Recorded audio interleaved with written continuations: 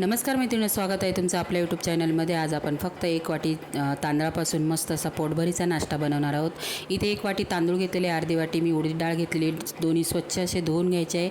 आपल्याला 7 ते 8 तासासाठी भिजवत ठेवायचे आहे तांदूळ आणि वाटताना आपल्याला थोडेसे अर्धी वाटी पोहे टाकायचे। ते स्वच्छ असे धुवून घेतले, मिक्सरच्या भांड्यामध्ये सगळे टाकून घेतले, असं बारीक पेस्ट करायची, वाटून घ्यायची। बघा याच्यामध्ये अर्धी वाटी दही टाकलेले, मस्त असं फेटून 10 ते 15 तास आपल्याला हे रात्रभर ठेवून द्यायचं आहे। आता सकाळी बघा चटणीसाठी मी इथे काय काय घेतलेलं आहे। हिरवी मिरची घेतली, लसूण, अद्रक घेतलेले, शेंगदाणे, कोथिंबीर, पुदिना आणि मीठ टाकून आपण वाटून घेतलेले। याच्यामध्ये बघा बारीक असे मस्त वाटून घ्यायची चटणीला फोडणी वगैरे द्यायचे नाही। आपलं बॅटर बघा इथे तयार झालेले। सकाळी ताट घेतलेले, ताटाला तेल लावलेलं आहे, मी तेलामध्ये बॅटर टाकून घेतलेलं आहे तेलावरती। त्यानंतर आपण मिरेपूड टाकलेले, 10 मिनिटासाठी आपल्याला वाफवून घ्यायचं आहे। मस्त असा आपला पोटभरीचा नाश्ता फक्त एक वाटी तांदळापासून नक्की करून बघा। बाय।